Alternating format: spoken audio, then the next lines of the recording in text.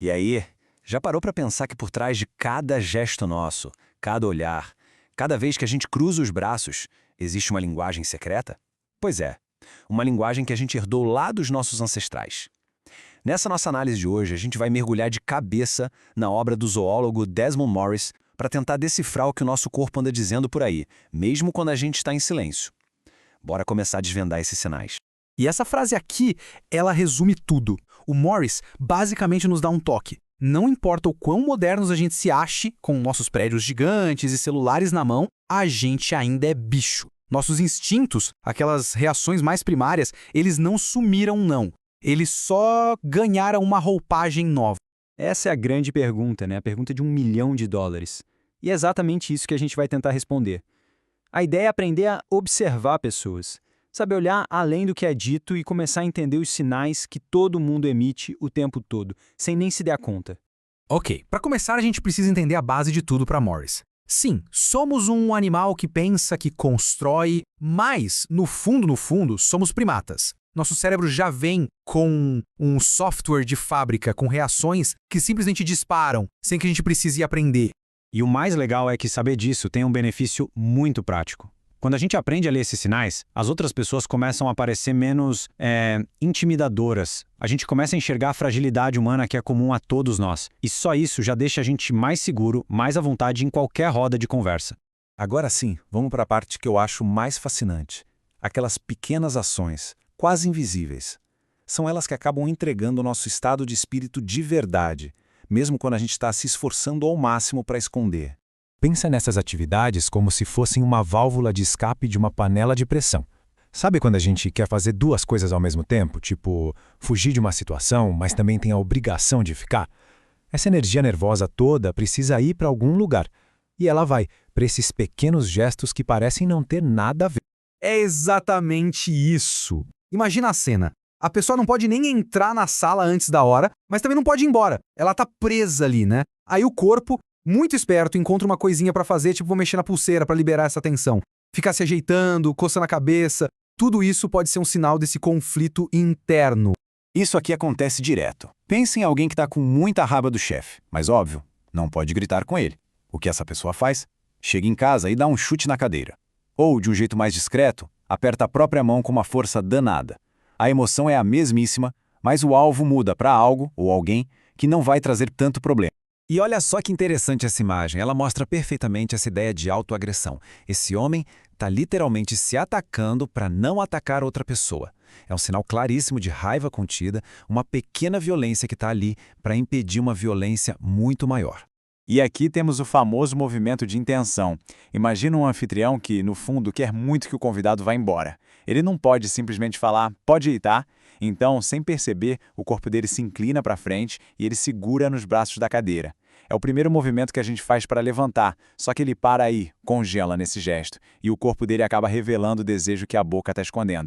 Mas é claro que esses sinais todos não acontecem no vácuo, né? Eles fazem parte de um jogo social muito maior, da forma como a gente estabelece quem manda e quem obedece, e como a gente cria laços, muitas vezes sem precisar falar uma única palavra. E essa imagem aqui, nossa, ela ilustra isso de um jeito genial. À esquerda, a postura é aberta, relaxada, ocupando espaço.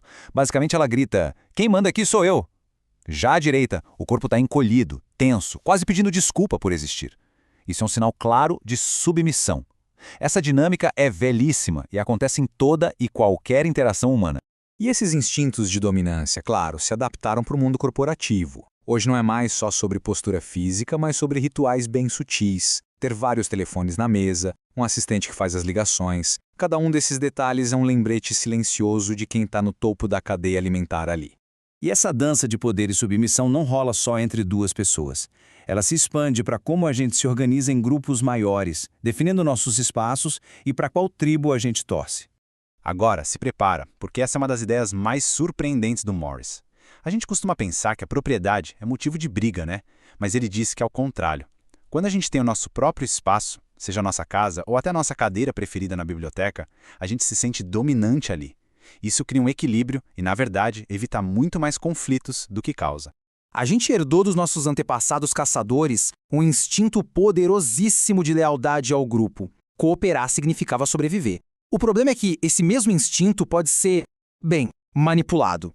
Um líder pode facilmente transformar esse desejo de ajudar o grupo em um nacionalismo cego, convencendo pessoas a matar outras que elas nunca viram na vida, tudo em nome da proteção da tribo. E quando a diplomacia do corpo não funciona mais? Quando duas tribos ou duas pessoas entram em rota de colisão? Como é que o corpo sinaliza que a coisa está prestes a ficar séria de verdade?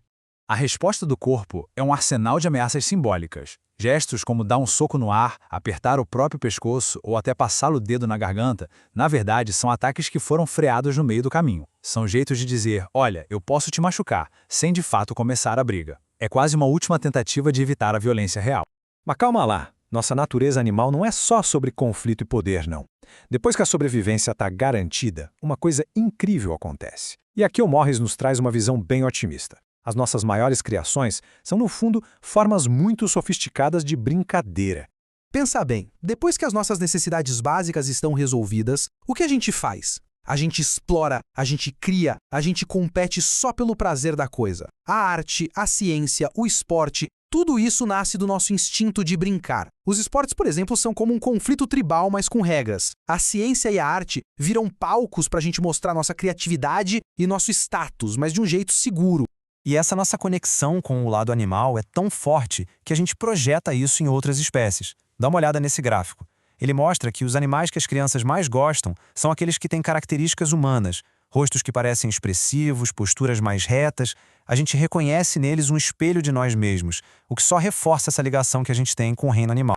No fim das contas, a mensagem do Morris é muito inspiradora. É um convite para a gente abraçar a nossa natureza complexa por inteiro, tanto o primada que age por instinto, quanto o gênio que cria coisas fantásticas. A vida é um jogo, com suas regras, seus conflitos de mentirinha e suas recompensas. E bem, cabe a nós jogar da melhor maneira possível. Então, a partir de hoje, fica o convite. Preste atenção. Observe as pessoas no café, no trabalho, na rua e, mais importante ainda, observe a si. É impressionante a quantidade de conversas que estão rolando em total silêncio bem debaixo do nosso nariz. O que será que o seu corpo está comunicando neste exato momento?